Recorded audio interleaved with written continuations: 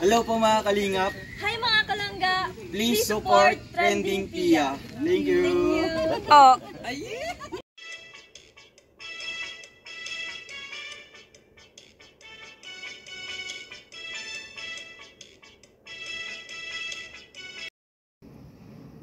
Hi guys! Welcome back to my channel, Trending Pia po. Ayan, bago natin i-start ang ating reaction video, pasalamatan muna natin si Lord. Thank you po sa maraming blessing. Maraming salamat po. At syempre guys, ayan, pasalamatan natin na may-ari ng video, Sherwin TV. Kung hindi ka pa nakasubscribe, subscribe ka na po. At syempre kay Ruel of Malalag at kay Rachel Morales Vlog. At huwag kalimutan suportahan ang ama ng Kalingap, Kuya Bal Santos Matubang, Kalinga Frab at Ate Edna. At lahat ng mga raw boys, raw girls, ayan, family po ni Rachel, family ni Ruel of Malalag, please supportahan natin. Maraming salamat po guys sa nagla-like, nagsishare, nagsasubscribe. Grabe, thank you so much po sa inyo. Maraming salamat po sa pagmamahal nyo. Maraming salamat po sa mga viewers. Ay grabe, medyo po gumaganda ang ating views. Kaya maraming salamat po. I love you guys. Ingat po kayo palagi. So ngayon guys, kaya ako ni-reaction ito para po makita na mga basher kung gaano kasipag isang Rachel Morales. Yung sinasabi guys na hindi lingas kugon. Alam niyo po ba yung mga lingas kugon? Yung pag andyan lang saka masipag. Pero dito makikita natin na wala man po ang pamilya ni Ruel. Wala man si Kalingap Awe, wala po si Ate Marichu. Pero grabe, ating-ate po, di ba? Ating-ate ang dating ng isang Rachel Morales. Naglinis ng bahay, naglinis ng bakuran. Grabe, dito pa lang talaga hahanga na kayo. Grabe guys. Kasi talagang, talagang isang pamilya na. Yung talaga na, ito yung sinasabi na talagang, ito na ang ebidensya, talagang sila na hanggang dulo talaga. Forever and forever, ever talaga. Kasi tingnan nyo naman, isang pamilya na talaga siya. Hindi lang po talaga si Rachel Morales lang. Kasama rin ang kanyang pamilya.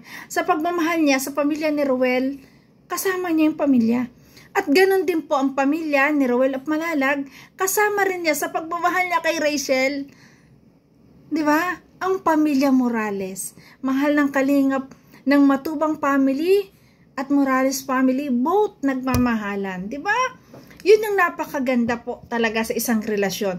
At makikita natin, hindi lang sa salita po natin nakikita. Hindi lang salita, talagang sa gawa. Kasi guys dito, doon sa live ni Dodong Ruel, na talagang hinabili niya po si Hana at saka si Maui. Kasi nga po, ayan, umalis sila, wala sila.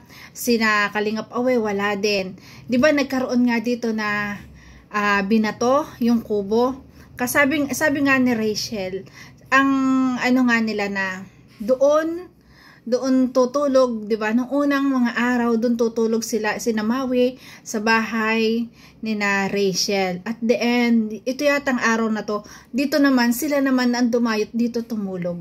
Syempre kasama diyan, syempre may mga kasama siya diyan. Baka kasama diyan sina Daddy Donat, nandiyan po mga kasama niya. Kasama ni Rachel Morales. Kasi nga mahinang babato po sa bahay na to. Bakit kaya binabato? 'Di ba? Mga taong nananahimik lang, 'di ba? Ay grabe. So yon, kaya talagang humanga ako dito guys. Nakakatuwa po na talagang anak na muraan, matubang na ang dating. Panoorin po natin.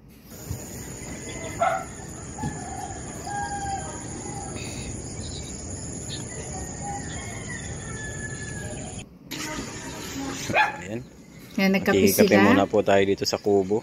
Kasi kaya nandyan sila, sinusundo niya si Rachel nung umaga. Sinusundo na nila.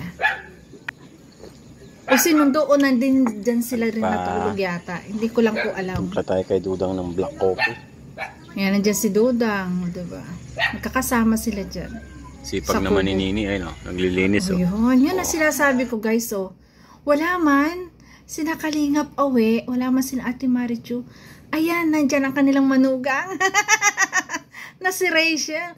Napakasipag. Alam nyo, ganyan-ganyan, relate ba kayo guys sa lahat ng mga nag-asawa sa katulad ko, katulad ninyo guys? Relate ba kayo sa ginagawa ni Rachel? Kasi ganyan din ako na ako'y namimianan.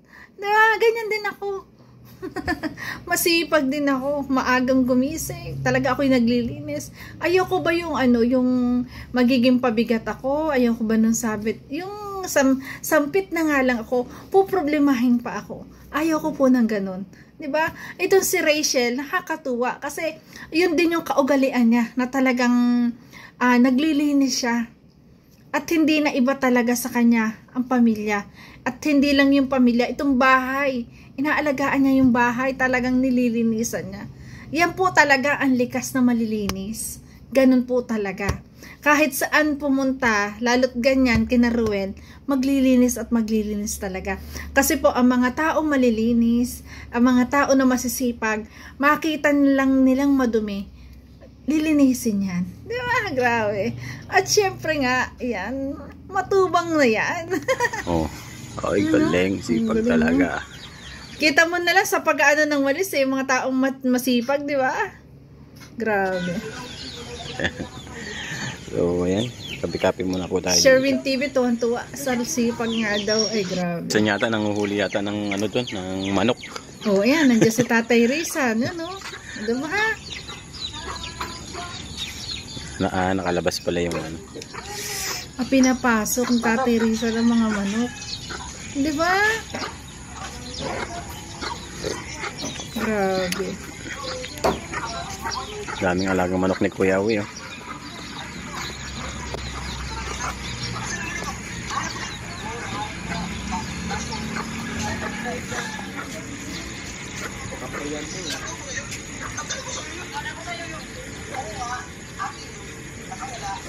Ini oh, ang lilinis, ang sipag. Excuse guys, tapa ano ko. Ang sipag Lilinis ko. niya yung bahay ni Kuya Uy. Ayun, yun oh. O diba? Grabe. Bilisan mo. Doon pa lang sa Bilis, hawak maglinis ng, na ano, ng mga basahan, ng mga walis. Alam mo talaga yung mga yung mga babaeng masisipag, yung magaling maglinis. Tingnan niyo naman guys. Ayun. Kung maglinis Di ba? Walang kaarte-arte. Pagpag niya talaga ang mga basahan. Ganyan ang isang Rachel, talagang kahanga-hanga. Kaya mas lalo tayong pinahanga. Tingnan niyo naman, pagpag ang basahan, walis. Ay, grabe. Aha. Nagalit mo si Nini. Si Bilog. Magwalis-walis ka rin sa natan. Ayun. Di ba? Nagwawalis niya. Hindi na yung yung magpurang yan. Grabe. Ayan, walis pati harapan. Nagwawalis siya ng Sipag talaga harapan. ni Grabe guys. Hindi lang sa loob, pati sa labas nagwawalis. Ay grabe. Bilog, oh. Galing talaga ni Bilog. Bago siya umuwi guys, sinisiguron muna niya na malinis yung pamamahay bago siya umalis. Diba? Grabe. Sipagan mo ba? At naka ano tayo? Si Bilog. Ayan, nandyan din si si Probinsyano. Labas. Ganda kasi ng lugar kapag malinis. Yes.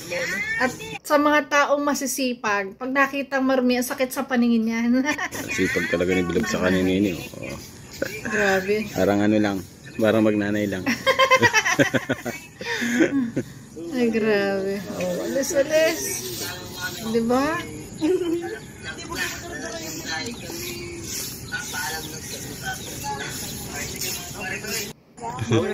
So ayan, uwi na po kami. Yan, Gulang uwi na natin sila. si Talagang sinigurado. Lanini.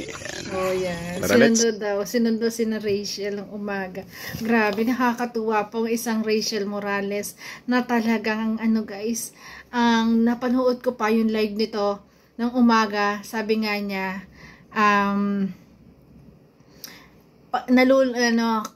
kapag nalulungkot siya, ito yung magpapasaya sa kanya. Kahit wala man si Langga, wala man ang Langga Ruel niya, maibsan ang kanyang kalungkutan kasi nandun siya sa bahay ni Ruel, nandun siya sa kubo.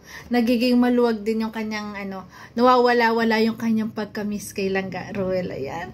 Miss na niya si Langga Ruel. Baka natin ulit ang pagkikita ulit, ang pagbabalik ng Ruel of Malalag, ang pagkikita naman nilang dalawa. Grabe, saludo ko ko kay Rachel Morales. Grabe guys. Bago siya talaga umalis, sinigurado niya, nilinis muna niya. Grabe, talagang napakaswerte. Nakalingap away sa kanyang mamanugangin. Grabe, maaasahan. Ito yung sinasabi nga ni Dodong Ruel na white material. Napakagandang babae na.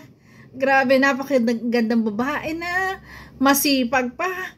Masino. Ay, ano pa nga hanapin? Masipag maghanap buhay. Marunong sa buhay. Ano pa ba ang hanapin ni Dodong Ruel? Full package na, di ba?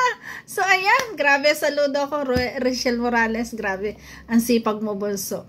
Talagang maipagmamalaki at proud na proud for sure sa'yo ang Dodong Ruel at lalo na sinakalingap away. Kasi talagang ang bahay ay hindi mo pinabayaan. Talagang yung obligasyon mo ay iyong ginampanan habang sila'y wala. Ating ate. Grabe. So yan guys, thank you for watching at kung nagustuhan mo ang reaction video ko, baka pwede pa like, share, and subscribe. Trending Pia po. Ayan. Bye bye guys. Love you. Ingat palagi. Thank you po. God bless.